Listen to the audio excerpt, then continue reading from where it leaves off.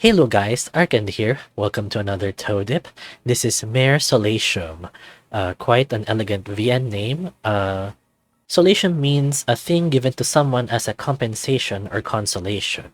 This VN was developed by Itoma, and the story tells about an escort who caters to the souls of the dead, specifically souls of dead men who never got the chance to come out and love who they wanted and be who they were. So when I read it, it was kind of a noble cause, and this escort resides in the liminal city of Mare Solatium. According to the Itch.io page, it is not a purgatory. It is like a stopover on the way to where the souls are going to be. So with that, let's check out the story. Chapter 1, But Since It Falls Onto My Lot. The room was hot, humid. Sweat slicked his fur to a degree that would, under normal circumstances, make him uncomfortable. Narrow hips thrust forward between his legs.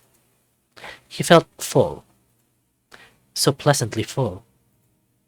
Before those hips rolled back, leaving him empty again. The room was dark, save for the blue hue of the earthlight which shone through the window.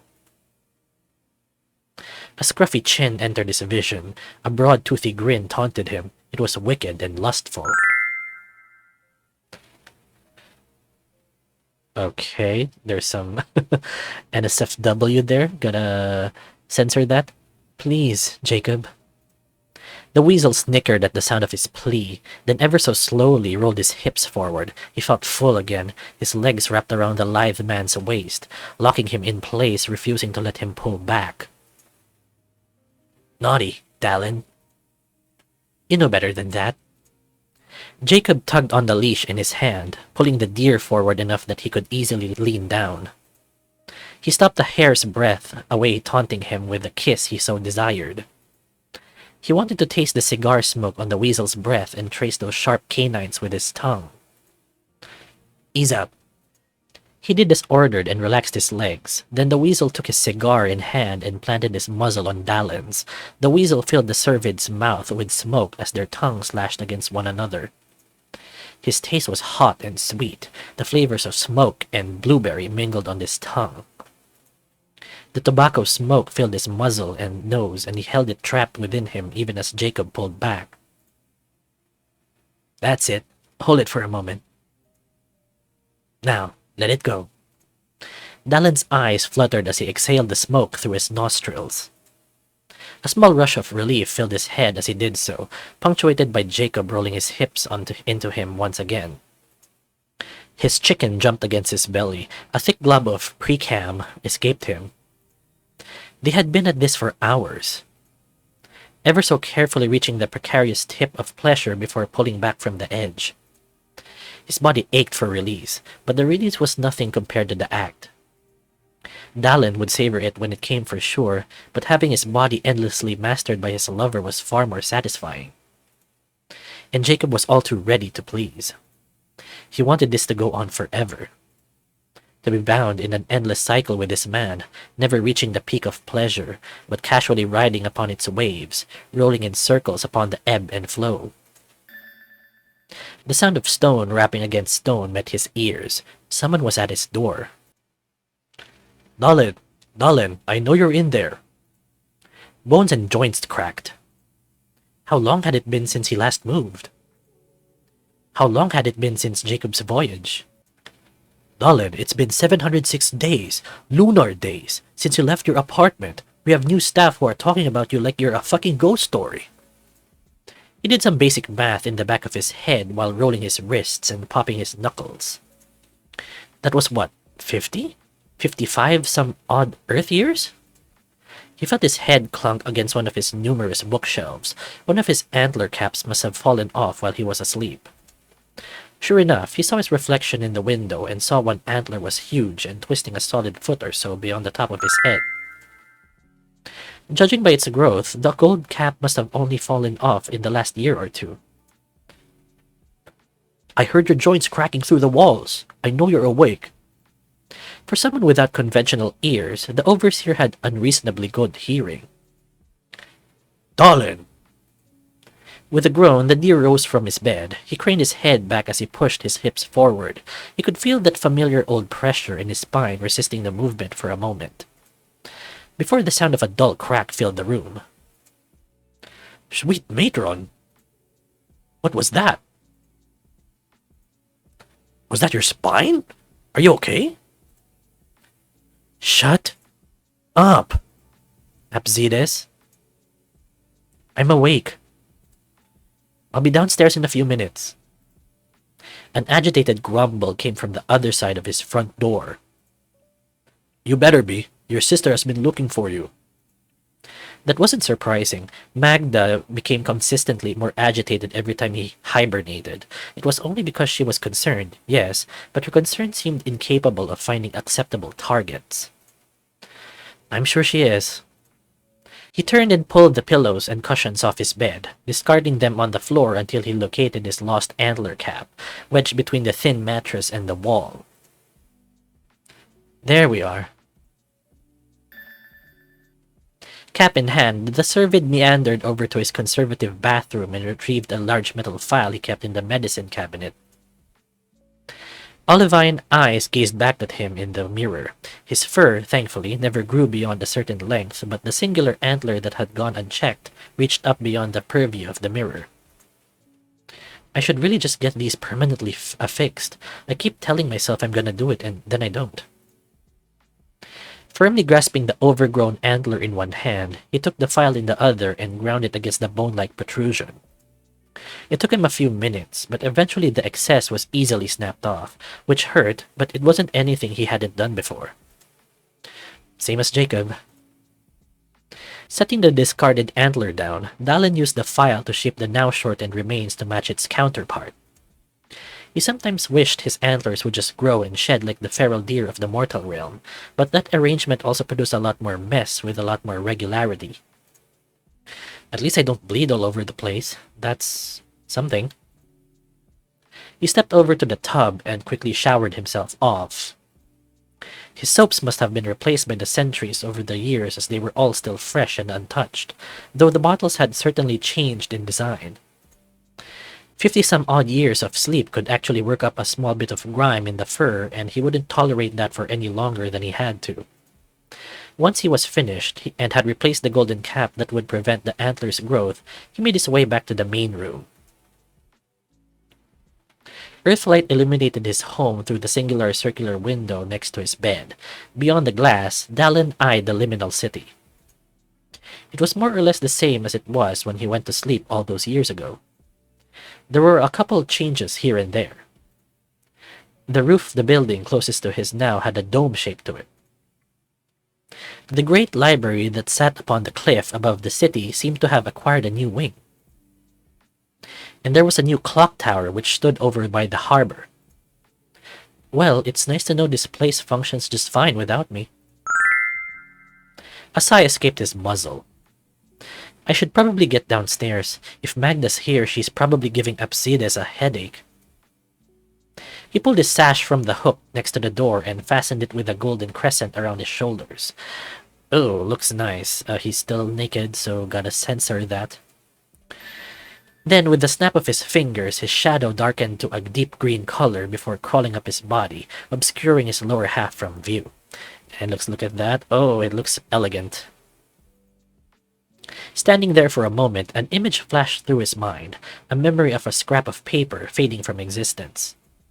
Rubbing his temples, he sighed, shook his head, and then willed the stone slab that functioned as his door to move aside. Specks of green gems in the stone glimmered to life before the slab slid into the wall next to it. Time to get the day started. Downstairs, Dahlen found himself in the waxing lighthouse bar and brothel. Some things certainly had changed more than others, it seems. He was confronted with the smells of cigar smoke and various bar foods. The old tavern aesthetic the establishment had adopted when he was last awake had been replaced with that of a 70s American bar. Broad, simple shapes and long stretches of complementary colors defined the place. The rickety wooden bar stools now stood upon singular legs with metallic rings near the base that served as footholds. Apsides stood behind the bar, rubbing a glass cup with a rag. The cup had likely long since been fully cleaned, but the bonehead was locked in a staring contest with a large bear. Okay, this is Apsides. It seemed his sister had indeed come calling for him. She was either free of students or had them all engrossed in tasks back at the scholar's sanctum.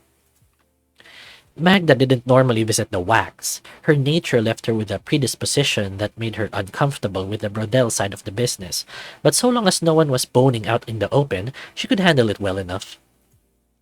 She also just liked to distract herself by either engaging in a scholarly discussion with Apsides or just outright annoying him. Today seemed to be the latter.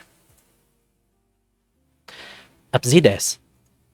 The large man jumped at the sound of Dahlen's voice, but didn't allow his gaze to shift from the bear's. You're gonna break the glass if you grip it any harder. Apsides glanced down and then immediately cursed. Magda snickered. Good morning, brother. How was your 57-year-long nap? Dahlen gave a thoughtful look for a moment. Oh, neat. I was only a couple years off.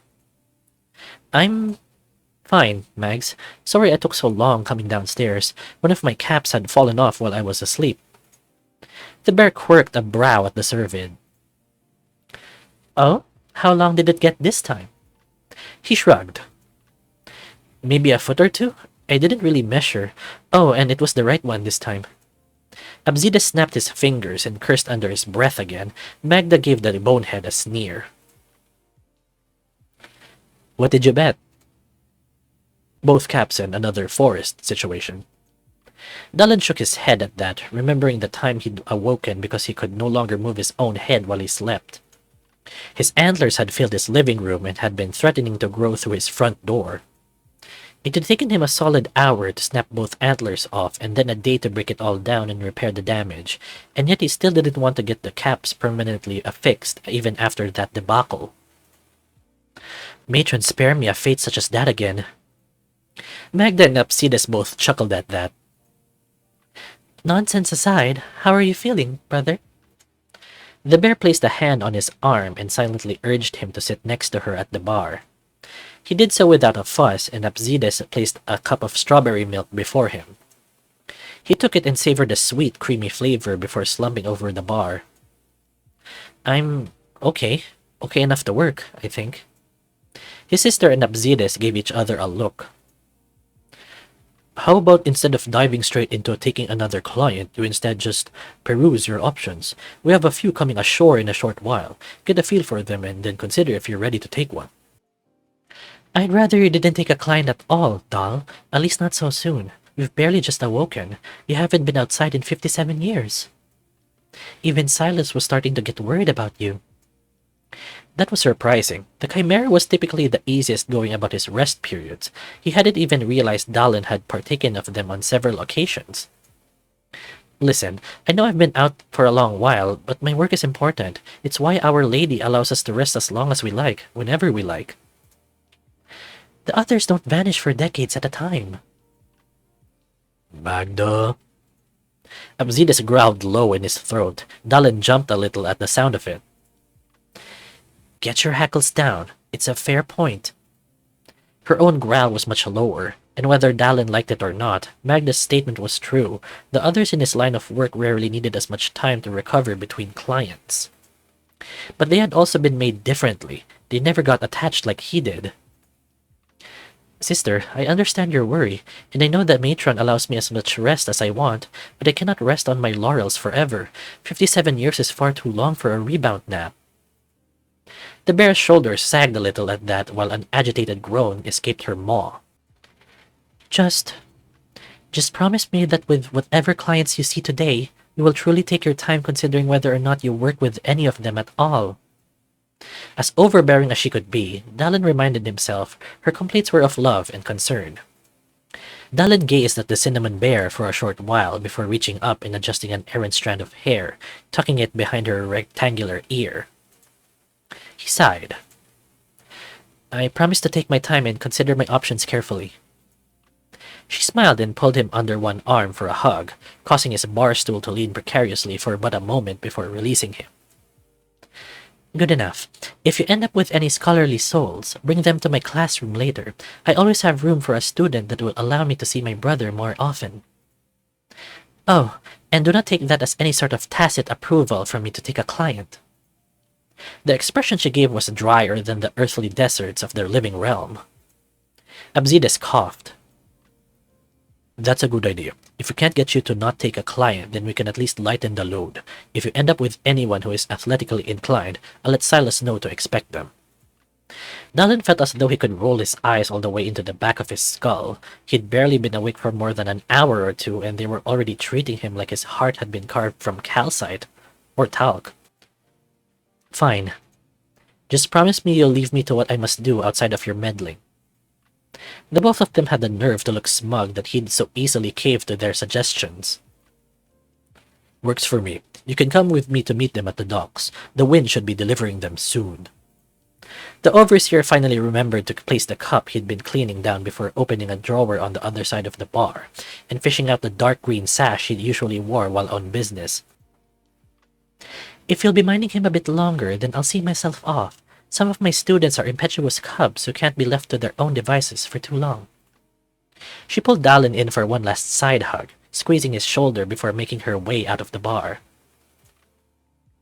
Client or no, I'll see you later, Magda. She waved the hand back to him before stepping out the door. Come along then. Seterov will be expecting me, and I'm sure he'll love to see that you're awake again. Dahlen groaned. You didn't say... He cut himself off, remembering Absides' choice of words. The wind should be delivering them soon. Maybe he had been asleep for too long. He'd normally have caught something like that. He guides all souls who are in need to Mare Solatium, Dahlen. You know that. Yeah, but he doesn't usually bring them personally. Most of the time it's just a gentle breeze moving them along or a sudden hurricane drops them off. Well, I hear one of the arrivals has been a little bit of a problem. Rest assured you won't have to pick that one. I might even forbid it. Dahlen grumbled as Absides came around the bar, his favorite map rolled up and tucked under one arm. There are 3 people in all of Mare Solatium who can forbid or command me to do anything, and you aren't one of them, Abs. The overseer adjusted his glasses and grunted. I was hoping you wouldn't call my bluff. I haven't been asleep long enough to become a gullible fool. If only, getting you to do things for your own good would be so much easier. He gestured to the door. I assume you remember the way to the harbor from here? If anyone had asked Dahlen if he disliked the wind deity, he'd have told them straight out. No. He adores the Lord of the Winds as he does the matron herself, but the truth of the matter was more complex than that. He had a disagreement with the shape-shifting god once. And Seterov was not the kind of deity who was above hitting you where it hurts. Literally below the belt in some instances. He was precise and practical, more so than some gods at least, and if Dahlen himself had, perhaps, once been the recipient of that practical precision, well, it hadn't been unreasonable. But not unreasonable wasn't the same thing as likable. So what shape has he taken this time? I think before I went to sleep he was... a bird of some kind? One of those ones that's like half blue on one side, half black on the other? He's been a coyote on and off for the past decade, alternating between that and a few other species. Why? No reason, I just want to know who I'm looking for. He said this while narrowly avoiding the broad swing of a man turning around with a stack of planks in his arms. The harbor had certainly seen better days, and because they could never fully shut it down for repairs and maintenance, it was constantly in a state of renovation. Some days it was a warehouse, storing goods brought from the living realm. Others a singular dock or place of business. Something was always being fixed.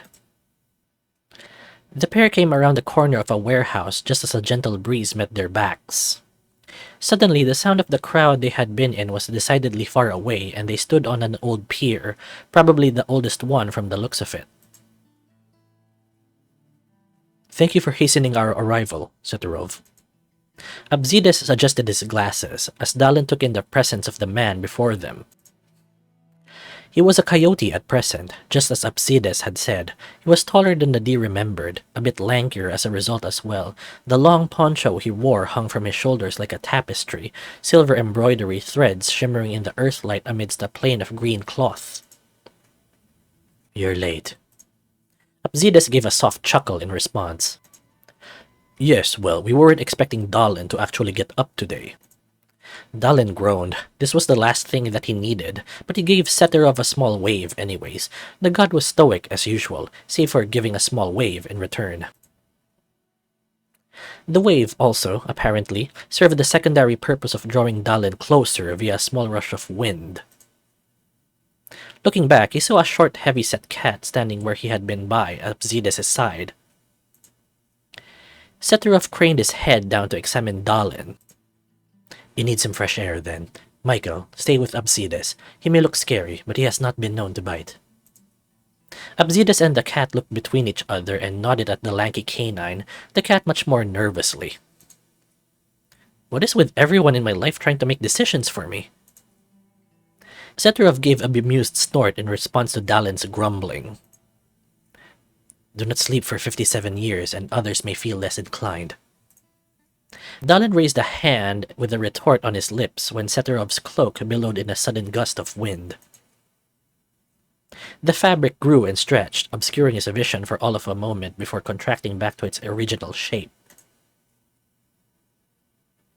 They stood on the beach now, waves crashing against the shore only a few feet from them.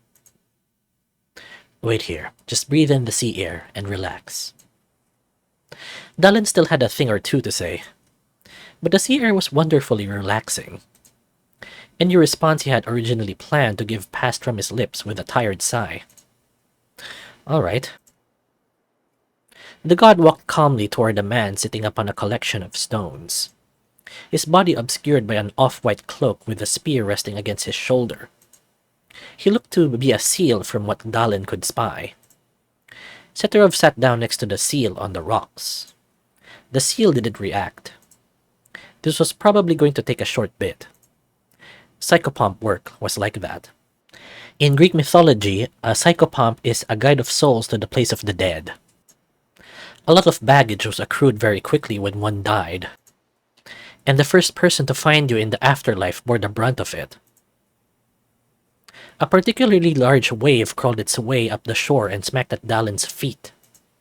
Despite the general warmth of this part of the earth, the sea was still cool and refreshing to feel nipping at his ankles. Not wanting to get soaked, Dahlen took a few steps back from the sea before sitting himself down on the sandy beach. His palms dug into the pliant sand somewhat as he reclined back. Maybe Seterov was right. Maybe he did need some proper air, surrounded by the sand and sea. The sound of water pushing and pulling at the earth, eroding the prints he'd made with his steps. Being alone here was peaceful. He could see why the seal would have settled here after death. Then he spied something a little ways down the beach in the opposite direction of Seterov and the seal. It looked like someone laying on the beach. An off-white cloth of some kind draped over their face, close enough to the edge that the sea sprayed over them with each lap of the tides. Oh. Any and all relaxative properties of this beach were suddenly drowned out. Being what he was, Dahlen was no stranger to death, and this was in no way the first body he'd seen. But he defied anyone to tell him that they could relax knowing a corpse was being eaten away by the sea in their general vicinity, especially if they then had to meet that person. Thankfully, his respite was cut short when Seterov appeared next to him on the beach, seal in tow. He was a cute enough fella, Dahlen thought. He did like the single small tooth escaping his muzzle. Made him look whatever the opposite of cunning and manipulative was. The seal gave a broad, friendly grin. Seterov had evidently done his job of dispelling this man's ennui quite well, but before either of them could say hello... Ennui is a feeling of listlessness and dissatisfaction arising from a lack of occupation or excitement. "We are leaving. You and I have 2 more stops to make before returning home."